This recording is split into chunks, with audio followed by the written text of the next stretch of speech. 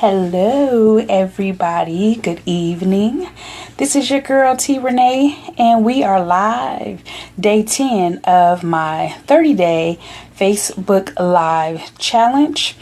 And today is going to be kind of short because I have a business dinner with some of the ladies in one of my writing groups that I'm in. So we're going to meet later. We're doing a flash fiction challenge. So we're writing a flash fiction story. And for those of you who don't know what that is, a flash fiction story is a story that is anywhere from 300 words to 1,500 words. So we're doing that today. So I'm going to be kind of brief today. So just know that we'll do part of the discussion today and we'll finish this subject on tomorrow. Our subject today is perception. Hi, Mika. Hey, Miggy. So in the fashion that I've started out this week's series, so we're going to do a fun fact about me today really quick. So this one, I know if you know me, you're going to be like, oh my God. So when I was in 7th grade and I was going to school in Vallejo at the time, and that was during a time where, Oakland and Vallejo didn't really get along too well. So we weren't really that popular at that school. So anyway, we're in gym class. And we were sitting, all of us were like spread out around the gym, sitting on the floor or whatever. And I really had gas really bad, right? So I was trying to ease out my fart and it didn't ease out and it was loud and it vibrated the whole gym floor. Okay. And everybody, of course, looked at me and laughed. And I was sitting there looking stuck on stupid. So, of course, that made what little popularity I had go down the drain, okay? So, and I tried my best not to pass gas in public. But my mama, she says that that's a danger to your body, is to hold in your farts. However, I don't believe that that's ladylike. And I was trying to sneak it out because it was really hurting me. So yeah, I got embarrassed because it came out loud. And so I was kind of the laughing stock for the rest of that week at school. So that was my fun fact for today. So back to our subject at hand, we are talking about perception. And perception is what we view something, or how we see one thing or another. So I was talking to King 1 and King 2 last night, aka Anthony and DJ, my two big boys. And so DJ was telling us a story about this girl in his class. And so he's in 6th grade. And so she's like around 11 or 12.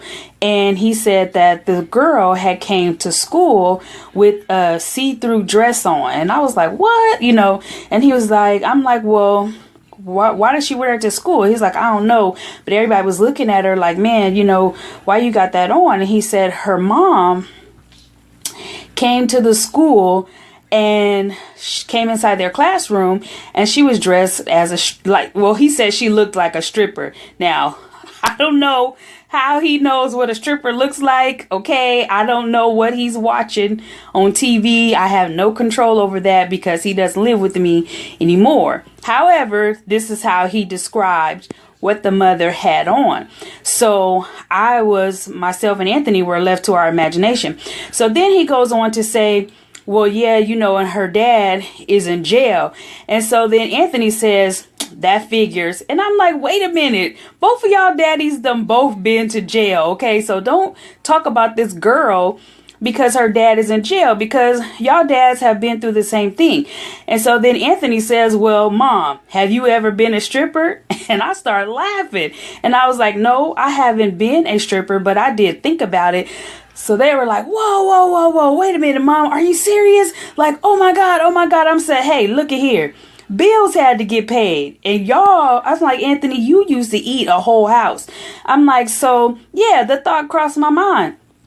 I said, I didn't do it, however, so you don't have to worry about that. I'm like, but the thought crossed my mind. I said, so let's not, talk bad about that, because, times, are different for everybody. And some people have to make choices, that we, again, may not see as good or correct. Remember I said we all have our own moral compass. So we can't look down on that person for whatever choice they choose in order to take care of themselves. But it really got me to thinking after I, got off the phone with them, like, how do we look at people? So immediately my son is looking at this little girl, and he's looking at her in a negative manner because of how she's dressed. So that's what the first thing that struck out to me. He's 11. And so he's looking at this girl, and he's looking at her attire, and in his mind, he's saying something is not right about what she's wearing as an 11 or 12-year-old girl. Number two, he then looked at what her mother had on, and whatever, he didn't describe it exactly, but again, like I said, he said she looked like a stripper. So that said to me that there was maybe some skin showing on her, or maybe her shirt was low. I don't know. Maybe her skirt was too short, or her pants was too tight. I don't know, but I'm guessing whatever it was in his young mind, he didn't perceive it as what a mother should have on. And then the part about them talking about her father being in jail. So Anthony's perception of that was, well, that to him signified why the daughter was dressing inappropriate. And, also her mother's example of how to dress, led to, again, this little girl's choice of dress. So I thought to myself, if these are two kids, 111 and 115, and they developed this idea about this girl just simply based on what she had on and the little bit of knowledge of what her parents did, what does that say, or how would they feel if they had more information? So now they're already prejudging her, right, in a negative manner. Now, that doesn't mean that this little girl is, ratchet as far as her personality. That doesn't mean that she's uneducated. That doesn't even mean that her mother or her father is uneducated. But because of the notion of what a stripper stands for and what a man who is incarcerated stands for, they developed their idea of what this family signified and what they were representing, to the public. And so that was their perceived notion that there was something lacking, that because the father was in jail and the mother was dressing inappropriate, now this little girl is now not looking as a little girl should, correct? So I thought to myself, how often do we look at people and we perceive them in one way or another? How often do we hear a statement made by somebody and we automatically jump to conclusions about their whole life instead of taking each situation, for face value and for what it is? Look at what's going on in the news about, all these athletes not standing for the Pledge of Allegiance. So people are, perceiving them to be rebellious or racist against America, and all these different things. However, that is what am I trying to say? That's a situation that's isolated. That's an isolated situation. That doesn't mean that they hate everything that America is about.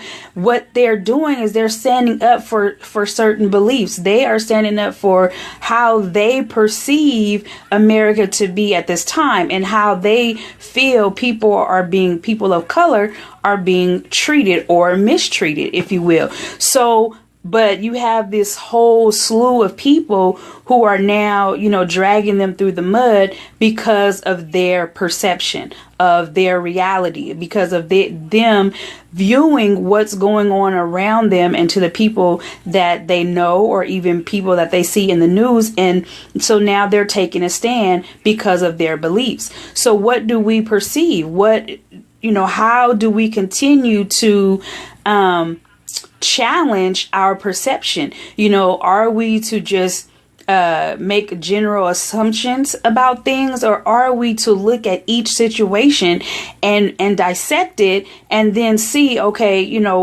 well, what is it really? Is this, back to this mother, is she a stripper? I don't know. But even if she is that for her the quickest means of getting money to take care of her children? I don't know her situation. None of us do. But here she's being judged simply by her dress. And what if she was never taught a different way to dress? What if to her that is proper? What in her mind says that, this is how I like to look. This is what makes me feel good. And so this is what I'm going to wear. Should we be worried about the perception that we give off to other people? I would have to say in some cases we should. There's some things that, I wouldn't necessarily wear out in public that maybe I will wear at home, but again, that's my perception of how I want to be perceived, right? That's how I choose to be looked at, by, my peers or by others, strangers even, so we all have to decide what those limits are. But we also have to be careful of how we look at other people. I just like I told the boys last night, I don't want you to be necessarily judging this girl and looking at her in a negative manner because you don't know all of what's going on. And I told DJ, school just started. So you need to give it a chance and see, if you can learn something better, about this young lady. And I'm like, don't look down on her. And he's like, well, Mom, she shouldn't be dressing like that. Like, that ain't cute. Like, oh no. So, I'm like, okay, son, I get it. And you have the right to your opinion. But just remember that maybe that's all she has. We don't think about those things when we're looking at people or when we're looking at certain situations. We just see the face value of it or what's on the surface. And we are quick, to decide what the end result is instead of doing more research and doing more digging if we have the opportunity to really find out the backstory of what that is. So we have to know that there's all the time, we are being looked at in one way or another. And so I'm asking you today, how do you, set yourself up to be perceived? I try my best to have people perceive me as a positive person, a person with a great sense of humor, but a person who is also serious when it comes time to taking care of business. I'm somebody who is a risk taker, so I try to emulate those things because that's how I want to be perceived, but I'm also very transparent and I'm also very open about, my downfalls and my mistakes and times where I feel sad or when I'm angry, because I'm not just one dimensional. There's very many facets to who I am. So, there can't be, one perception of me. Now, there was a time where it was because I was only one dimensional. I was always angry. I had a smart mouth. I was always, in some cases I was rude to people. And it was, because of things that were going on internally with myself that I wasn't mature enough to handle and mature enough to decipher through. However, as time has gone on and I've, done some soul searching and I've researched